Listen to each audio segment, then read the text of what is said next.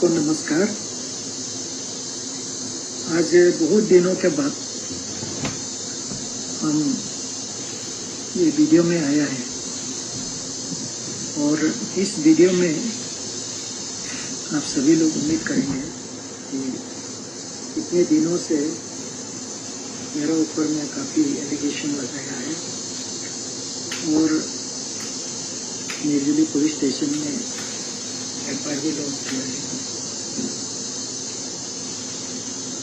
और ये सवाल सभी का है कि आलोकुतम किसले इतना दिनों से अपना विचार, अपना बात को नहीं रखा है।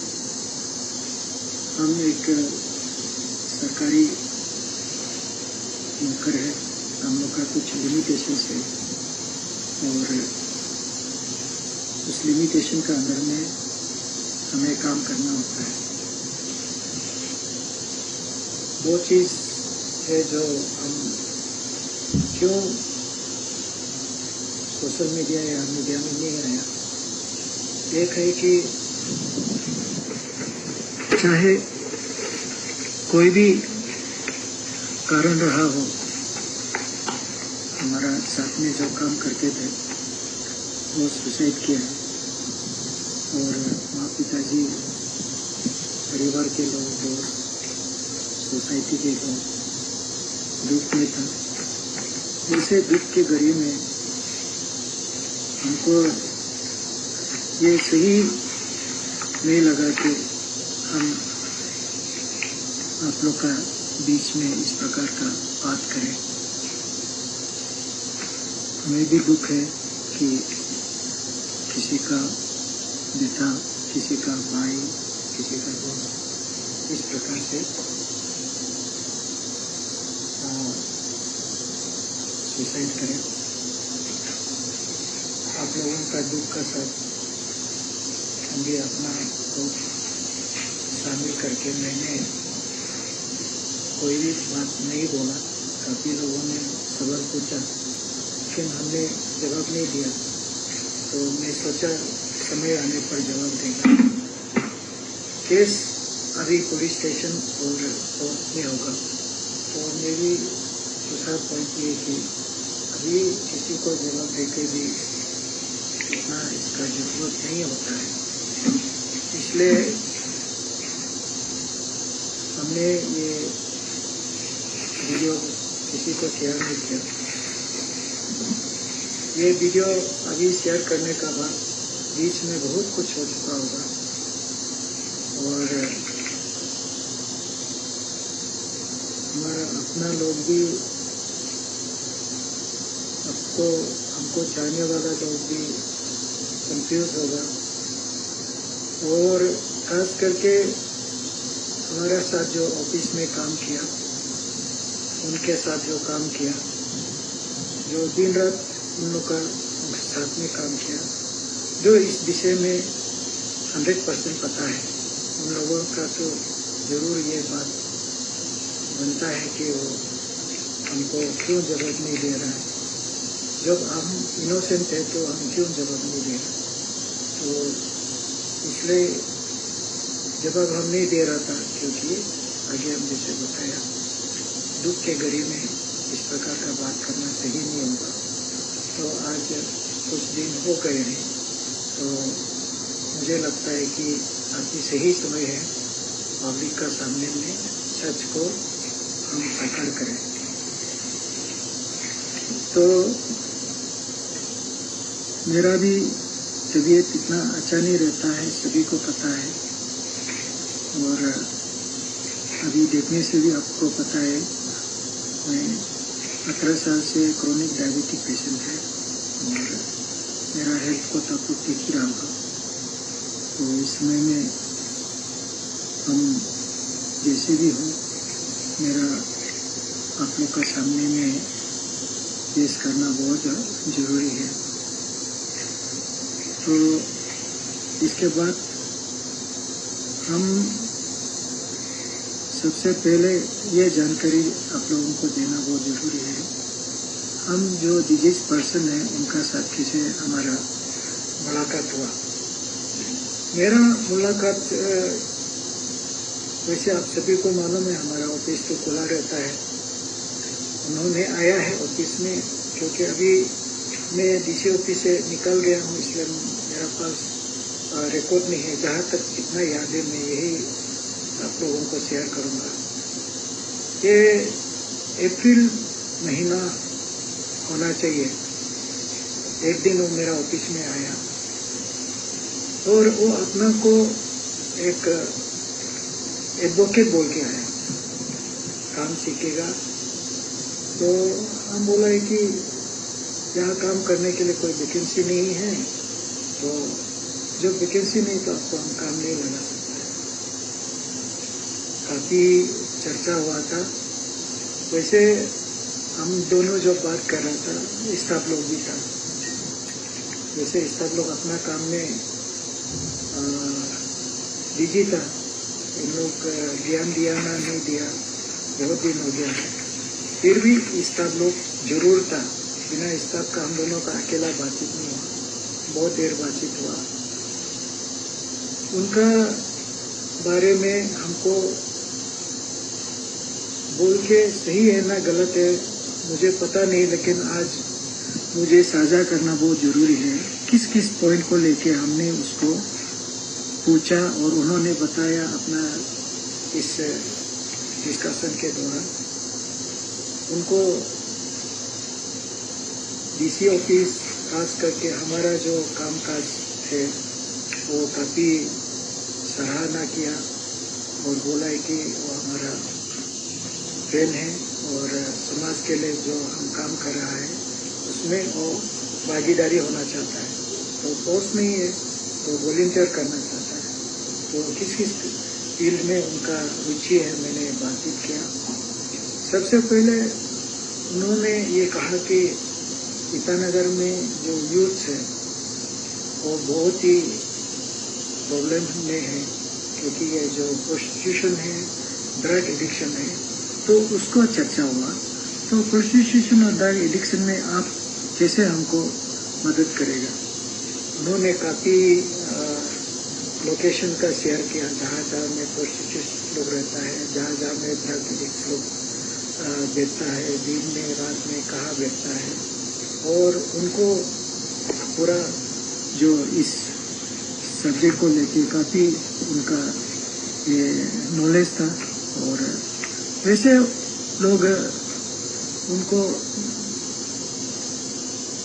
पता नहीं है उनका, तो अभी उन लोगों का जो प्रेस ब्रीफिंग है उसमें भी तो बता रहा है 19-20 का एज है, तो 18 से सब एडल्ट ही हो जाता है। तो हमें लगा कि बहुत ही मेच्योर लड़का था। और जो उन्होंने ड्रग एडिक्शन कोशिश को लेके जितना भी बात किया उसको लेके, फिर दूसरा सब्जेक्ट है जैसे कि उनका कहना है कि जो सड़क है जहाँ में ड्रेन ब्लॉकेज होता है, रास्ता ब्लॉक होता है इलीगल आर्ट कटिंग का वजह से, इसमें भी बहुत रुचि दिखाया। तो तीसरा जो चीज़ उन्होंने जो हमारा जो अनऑथोराइज बिल्डिंग कंस्ट्रक्शन होता है और अनऑथोराइज ऑक्यूपेशन होता है, ये सब्जेक्ट में भी वो काफ़ी रुचि दिखाया। और इसके अलावा जो हमारा ईटानगर में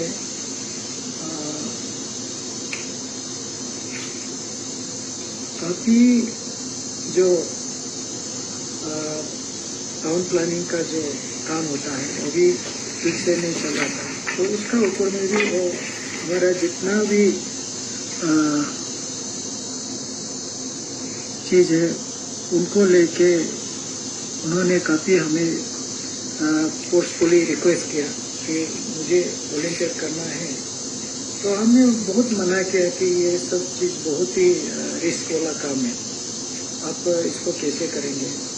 तो रिस्क का मतलब है कि जैसे हमारा जो डिस्ट्रिक्ट एडमिनिस्ट्रेशन में सरकार का कुछ सीक्रेट इन्फॉर्मर होता है, जो हमारा सीक्रेट फंड का जो खर्चा हम करते हैं, कहाँ में ड्रग पेडलर से ड्रग एडिक्ट होता है, तो उसका बाद उसको खबर को लेके जहाँ में गैम्बलिंग होता है, जहाँ में अनऑथोराइज कंस्ट्रक्शन, इलीगल कंस्ट्रक्शन और आर्ट कटिंग होता है, तो सरकारी घर को डेमोलिशन होता है, ये सारा इंफॉर्मेशन को इमीडिएट शेयर करते हैं, जिसको हम लोग पेमेंट देता है।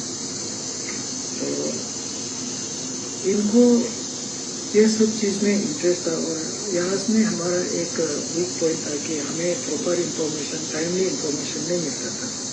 तो उसको लेके हमने इनका साथ बातचीत करके बहुत देर उन्होंने रिक्वेस्ट किया, तो होगा, हम थोड़ा बिजी था, उनको हम बोला कि होगा ठीक है, अब कल फिर आ जाइए, तो कल हम सोचेगा। तो हम बोला नेक्स्ट दिन आ जाओ, मतलब कल आ जाओ। फिर वो आया, आके हमने बताया कि ऐसे ऐसे काम होता है। तो सबसे पहले हमने हमारा टाउन प्लानिंग का जो काम था उसके बारे में हम समझाया कि अब, तो हमने टाउन प्लानर को बोला जो लोग अनऑथोराइज कंस्ट्रक्शन है उनका ये सर्वे करा हो, तो हमारा स्टाफ, हम एक गाड़ी जो पेट्रोलिंग के लिए रखता है, और पेट्रोलिंग में कुछ पेट्रोलिंग ऐसे होता है कि उसमें मजिस्ट्रेट और पुलिस कभी कभी जाता है, और कभी कभी मजिस्ट्रेट और पुलिस नहीं जाके भी ये हमारा जो स्टाफ होता है, जैसे टीचर होता है, उन लोगों के साथ जाके उनको आइडेंटिफाई करना है, तो लिस्ट लेके आता है, उसका नोटिस सर्व करता है। तो उनको हमारा जो वही स्टाफ का साथ में भेजा, और काफ़ी सुंदर से अच्छा से काम किया। और मेरा ख्याल से हम जाते जाते कम से कम 1-2 हज़ार का नोटिस भी सर्व कर दिया था। ये जो है अप्रैल महीना का समय होना चाहिए, क्योंकि बारिश का सीजन मई में आ गया था, तो अप्रैल महीना में हम लोग का ये काम शायद हो शुरू किया। तो उसके बाद तो उनको काफ़ी काम और काफ़ी उसका मजिस्ट्रेट का साथ, पुलिस का साथ उन्होंने काफ़ी काम किया। और सबसे इम्पोर्टेंट काम तो आपने सभी ने देखा है, आईजी पार्क में जो ड्रग्स वो सीज किया, अल्कोहल सीज किया, ये सब सारा काम है, और मजिस्ट्रेट और पुलिस का साथ। और हमारा जो सिस्टम है, जो डिप्लॉयमेंट का लिस्ट ऑफिस में होगा, देख सकते हैं, वहाँ में कोई भी लॉ एंड ऑर्डर का काम होता है, तो उसमें ईटानगर पुलिस, नाहरलगुन पुलिस और सभी पुलिस को इन्वॉल्व कराता है। हमारा कुछ रेगुलर मजिस्ट्रेट है, ओवरऑल दिखता है, EAC Itanagar, EAC Naharlagun, ABC वगैरह, और कुछ जगह में जो मजिस्ट्रेट फ्री नहीं होता है, तो स्पेशल एग्जीक्यूटिव मजिस्ट्रेट, ये सब जो है government of Arunachal Pradesh law department से उनका अपॉइंटमेंट होता है, और उन लोग ये जो काम है वो लड़का लोग को लेके, तो एक गाड़ी हमेशा पेट्रोलिंग के लिए रहता है, तो उसका साथ में और भी लड़का लोग होता है, और पुलिस लोग लेके ये सब काम करता है। तो इसी बीच में ऐसे कोई समय हम उनका साथ कोई पर्सनल मीटिंग या पर्सनल और फिजिकल कोई ऐसे संबंध नहीं रहा। इसका बारे में हमारा जो ऑफिस का जितना भी 15-20 स्टाफ रेगुलर वहाँ रहता है, और मेरा PSO लोग रहता है, मेरा PA लोग रहता है, उन लोगों से हमारा रिक्वेस्ट है कि जो लोग हमें शक करता है, तो वो जाके उनको बात कर सकता है, पूछ सकता है कि कोई ऐसे समय हम और उन दोनों का बीच में कोई फिजिकल संबंध है। आप हमें तो काफ़ी वायरल वीडियो बना दिया कि हम इन रिटर्न ऑफ सेक्सुअल ये के लिए MTS का नौकरी दिया। आप इतना दूर नहीं है, आप लोग ईटानगर में ही आप ये सब हुआ है, तो आप डीसी ऑफिस में जाके उनका नाम एमटीएस का लिस्ट में है कि नहीं देखिए। कोई एमटीएस उसको नहीं दिया गया है। डे 1 से उनको बोला है कि कोई वेकेंट पोस्ट नहीं है। तो एमटीएस आप लोग बार बार आप लोग पुलिस को बता रहे कि उसका बदली में हमने उनको ये एमटीएस का नौकरी दिया। बिल्कुल गलत है, बिल्कुल झूठ है, और ये रॉन्ग इंफॉर्मेशन है कि एमटीएस देके उनका साथ हम ये सेक्सुअल रिलेशन रखा है। बिना सबूत का, बिना जांच का आप हमें इतना बदनाम कर रहा है, फिर भी हम क्या कर सकते हैं। आपका बेटा, आपका भाई ये इस प्रकार से सुसाइड हुआ है, तो हम सोचा है कि इतना साथ में आपको रिएक्ट करने का, रेस्पॉन्ड करने का नहीं लगा। लेकिन अभी समय काफ़ी हो गया कि ये वीडियो आप लोग देख लेंगे, सुन लेंगे, तो आप लोग ज़रूर हमारा ऑफिस जो था पहले वहाँ में जाके पूछताछ करेगा एमटीएस का जो लिस्ट है उसका नाम है कि नहीं है। तो ये हो गया अप्रैल, और अप्रैल महीना का बाद मई महीना आता है। तो मई महीना में 16 तारीख में गवर्नमेंट ऑफ इंडिया हमारा ट्रांसफर दिल्ली कर देता है। तो हम 30 को हमारा रिलीज मिलता है। 30 को रिलीज करने के बाद तो 1 तारीख में मुझे जाना था, लेकिन टिकट नहीं मिला। 2 तारीख को हम चला गया दिल्ली। और आपको जान के हैरान होगा कि जो एलिगेशन मुझे लगाया गया ये 2 महीना का समय में कि हमने उसको थ्रेटनिंग किया, उनको कोहेसिव एक्शन हुआ है, ये जो हमने उसको सुसाइड के लिए एबेटमेंट किया है, 108 को लागू किया, तो ये सरासर कोई दूर दूर तक हमारा साथ में कोई कनेक्शन है नहीं। आप वीडियो देखिए, उनका फेसबुक पेज में देखिए, हमारे इधर देखिए। मेरे को सीओ करने के लिए बहुत लोग आया था, उनमें से वो भी एक हमको सीओ करने के लिए आया था। तो मेरा tenure as a DC Itanagar in this 2 months जब वो आया है, उस 2 महीना के समय में हम लोग का ऐसे कोई ऐसे उनको सुसाइड करने का, एवेटमेंट करने का सेक्शन को यहाँ जो लागू हुआ मेरा ऊपर में कोई कनेक्शन है ही नहीं। तो अगर हम उसको उकसाया गया, तो एवेटमेंट किया गया है, तो वो तो सुसाइड करने वाला आदमी मेरे को कहाँ से वो सीओ करने आएंगे। इच्छा से सीओ किया। तो मैं दिल्ली गया। दिल्ली में 2 तारीख को आके ज्वाइन करके वहाँ मैं ड्यूटी कर रहा था। अचानक से एक दिन मेरा ऑफिस में एक चिट्ठी आया, खुल के देखा है तो वो ईटानगर पुलिस स्टेशन से मेरा समन था। तो जो समन लेटर को मिलने का साथ साथ मैंने ओसी से बात किया, आयोग को बात किया, तो तब मुझे पता चला है कि उनका ऊपर में संगीन धारा लगाया गया है और बताया गया कि वो फेक मजिस्ट्रेट बन के एक्सटॉर्शन किया गया है और काफ़ी लोगों को कुछ तकलीफ दिया है, जिसका कारण से उनको अरेस्ट हुआ है। और मुझे कुछ क्वेरीज दिया गया था, जो 12 साइड ये क्वेरीज था। मैंने उसको अपना स्टेटमेंट को सेंड करके उन लोगों को दे दिया। तो उसके बाद इनका फोन कॉल आता है कि मुझे तो ऐसे बोला था कि पुलिस बोला है कि उनको मैं बोल देने से वो छोड़ देगा।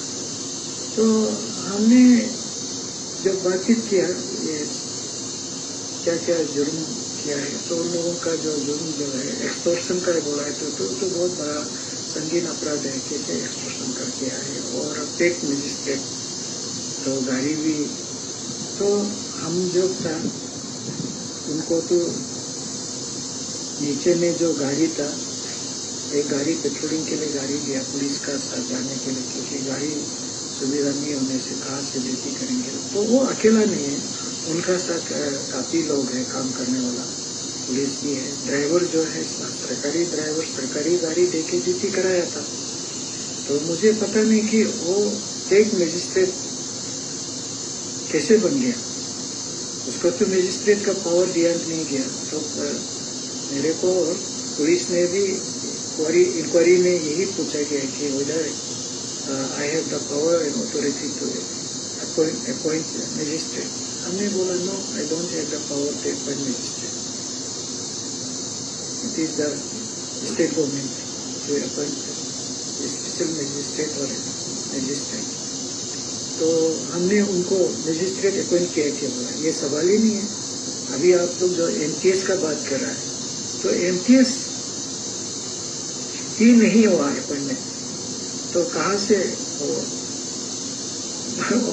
ऑफिसर होगा और मजिस्ट्रेट होगा। तो इस प्रकार से हमने पुलिस को अपना स्टेटमेंट को दिया, और इसके बाद वो काफ़ी हमें बहुत कॉल किया, समझाने से भी वो मानने को तैयार नहीं।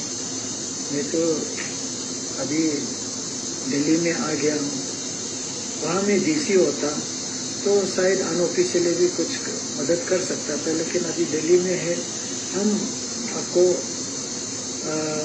मदद करने का जगह नहीं दिखाई देता है, इसलिए हम नहीं कर पाएगा। तो इतना बार बार डिस्टर्ब करने पर हमने उनका टेलीफोन को ब्लॉक कर दिया, अलग अलग नंबर से क्या ब्लॉक कर दिया गया। फिर लास्ट में इन लोगों ने क्या किया, मेरा मिसेस को डिस्टर्ब करना शुरू कर दिया। तो मेरा मिसेस बार बार जब भी उन लोग बात करता है, उसका एक दीदी है क्या, तो वो दोनों मिलके कभी व्हाट्सएप करता है, कभी बात करता है। तो बार बार हमने अपना मिसेस को यही जवाब देता है कि ये अभी इम्पॉसिबल है, हम पोजीशन में नहीं है उसको मदद करने के लिए अभी। और वैसे हमने नया ज्वाइन किया दिल्ली में, तो वहाँ पे भी बहुत नया प्लेस है, नया जॉब है, हमारा भी बहुत काम, घर का काम, ऑफिस का काम में मैं परेशान था। तो वहाँ में भी ऐसे बिजी हो गया। तो मिसेस बार बार उनका बात को मुझे शेयर करता है।